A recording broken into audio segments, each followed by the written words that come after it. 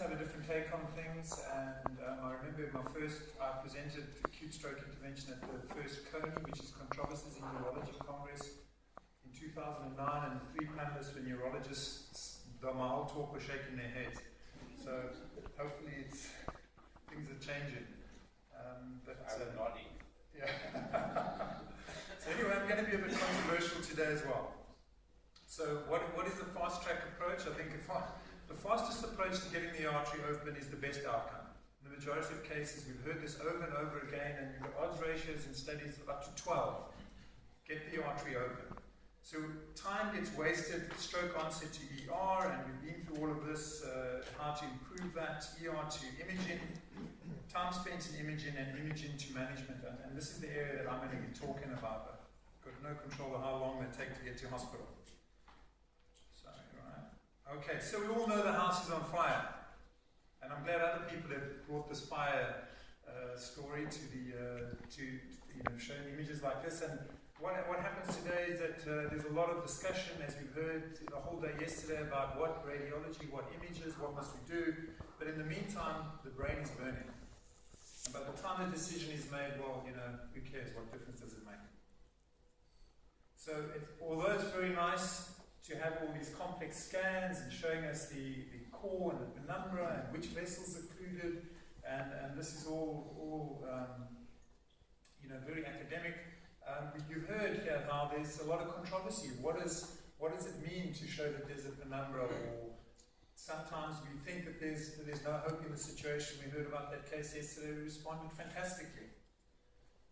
Our cath lab, our radiologists, for whatever reason, they're not happy to do CT perfusion and angio. They give us a CT angio, but the perfusion they're not too happy to do. Obviously, MRI is available, but there the patient has to be lying still. So most of these patients are confused. They're not going to be lying still. You've got to give them a GA to do an MR. MRs take longer. There are often patients on the MR scanner. So what are we actually looking for in these complex scans? Number one, what we're looking for is there, in any scan, is there bleed? Is there large vessel occlusion? Is there an ischemic penumbra? And how big is the stroke core? So those are the fundamental questions. We know that a simple CT is fantastic for hemorrhage. So we'll get our answer there. Is the ischemic penumbra significant?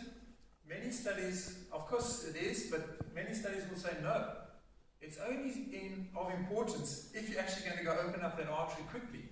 So much time is spent showing that there's ischemic penumbra. By the time you get the patient to the cath lab, that penumbra is dead. Remember, with every minute, millions of neurons are being destroyed. So we talked about the patient yesterday, the doctor with the flashing light running the patient to the cath lab. We're now talking about spending an extra 30 minutes in the angiography imaging to get these images. We're wasting time. What's more important is the core initially. In predicting the outcome, and this issue of a penumbra is definitely controversial in the stroke literature. Can we predict large vessel occlusion by clinical signs?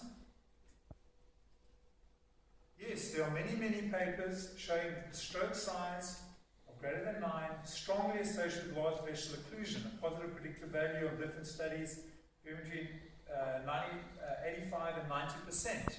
Of course, it's not very specific, so there are some large vessel occlusions which are going to have minor clinical signs or low NIHS scores, but should we be intervening in those patients?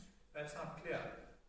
But the large stroke, there's a very good chance that patient's got a large vessel occlusion. So I ask, is this complex imaging necessary? I don't believe it is if it results in unnecessary delays to rapid revascularization.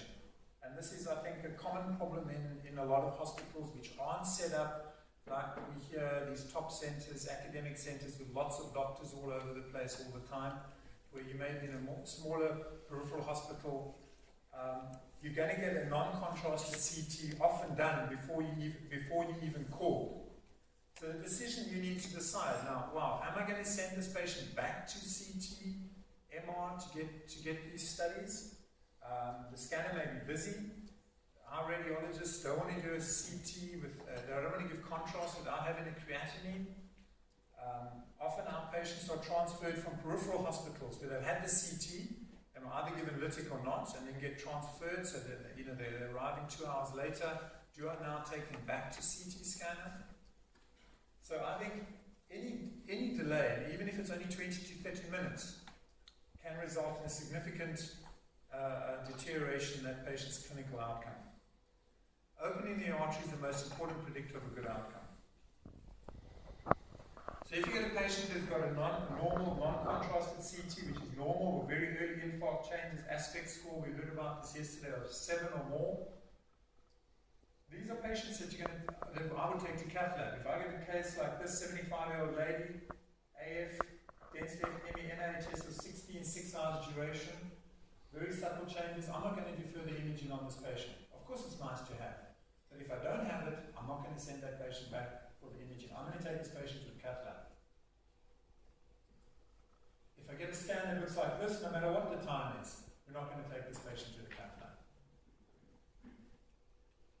This patient we may want to do further complex imaging on, but certainly not the one before.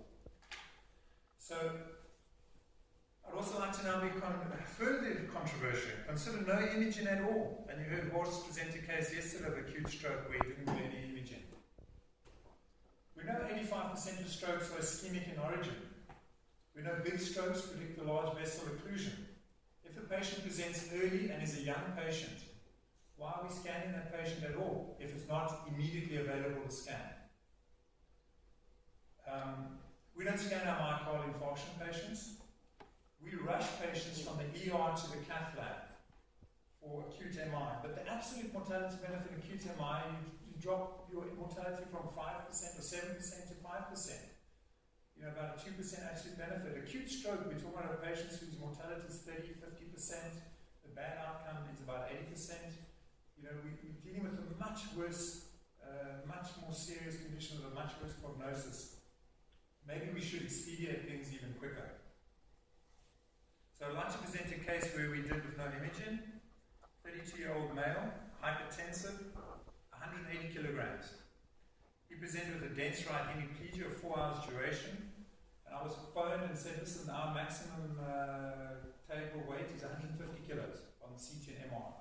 Can't do anything for this patient. So if we go on the guidelines and say, look, you can't scan the guy, you can't give him treatment. You obviously can't give him TPA, he could well have a bleed. So our cath lab table is 200 kilos.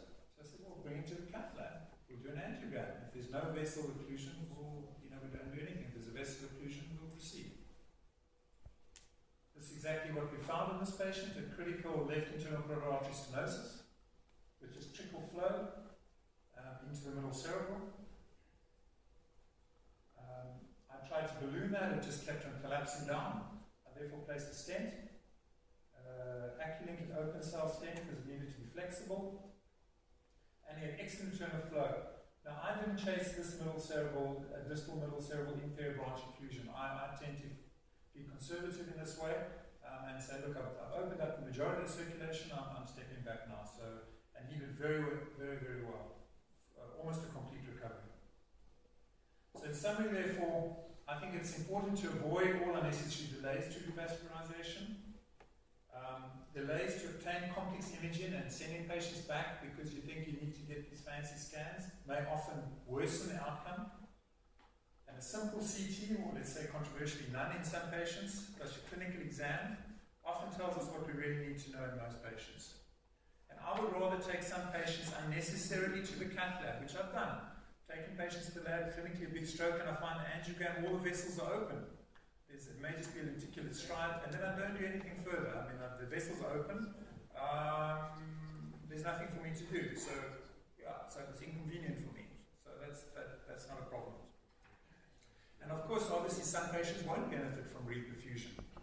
But I think if we only benefit every second patient we treat, that's a number needed to treat of 2.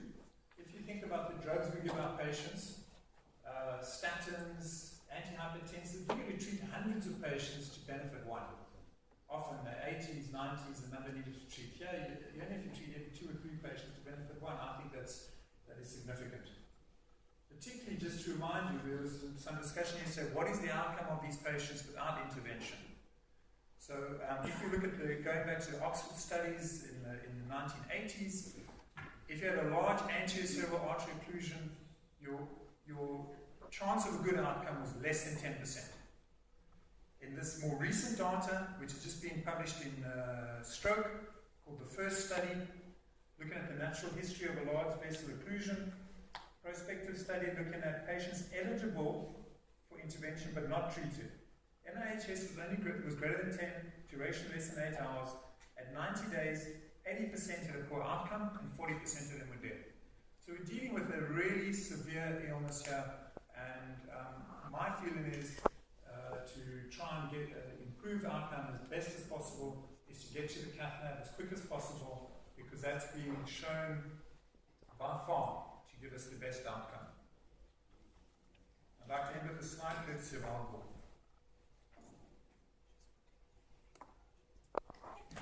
Thank you very much.